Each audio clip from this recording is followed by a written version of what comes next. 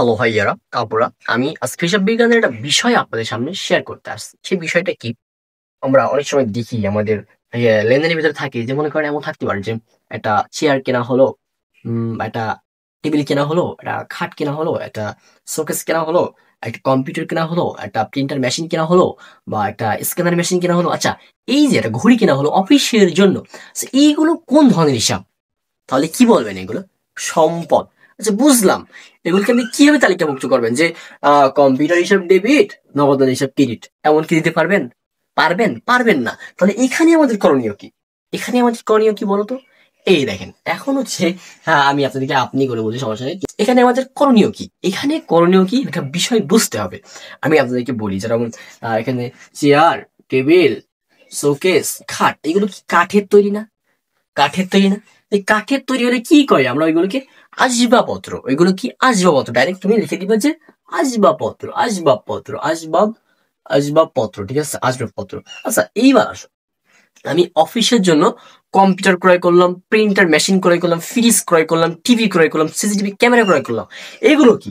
তাহলে fridge, computer, printer machine, scanner machine, এইগুলো কি? এইগুলোকে বলা হয় অফিস সরঞ্জাম। অফিস সরঞ্জাম। অফিস সরঞ্জাম। তাহলে এখানে কি বলবো? যে এগুলোকে আমি বলবো যে অফিস সরঞ্জাম। অফিস, অফিস, অফিস, অফিস সরঞ্জাম, অফিস সরঞ্জাম, ঠিক আছে? এগুলোকে বলা হবে যে অফিস সরঞ্জাম। বুঝতে পারছো আশা করি। আচ্ছা, এবার বলতে পারি যে অফিসের জন্য একটা ঘড়ি আছে, ঘড়ি ক্রয় করলাম। আচ্ছা, এই যে ঘড়িটা কি? এই ঘড়ি হলো office supplies. Office, office supplies, এই দেখো, সাপ্লাইজ, সাপ্লাই, এই যে অফিস সাপ্লাই, এই যে অফিস সাপ্লাই, বুঝছো? এখানে কিছুই না, দেখো, কাঠের তৈরি জিনিসগুলো আজ মতো দিবা।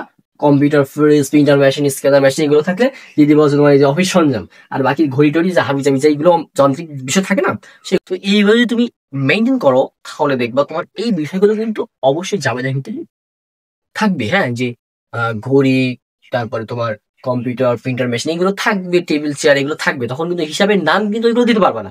তখন তোমাকে আসবাবপত্র, অফিস সরঞ্জাম, অফিস সাপ্লাইজ, এগুলো ব্যবহার করতে হবে। তো এইগুলো একটু ভালো করে বই থেকে একটু ভালো দেখে নিবা, ঠিক আছে? এগুলো দেখে নিলে তোমার জাবেদা করার সময় আর কোনো সমস্যা হবে না। আর তুমি ভুল পেটে দিয়ে দিলে কিন্তু জাবেদা ভুল হতে পারে। তো সেখানে অবশ্যই চেষ্টা করবে যে এইগুলো ব্যবহার করা, এই যে এইগুলো নামগুলো ব্যবহার করা। ধন্যবাদ সবাই।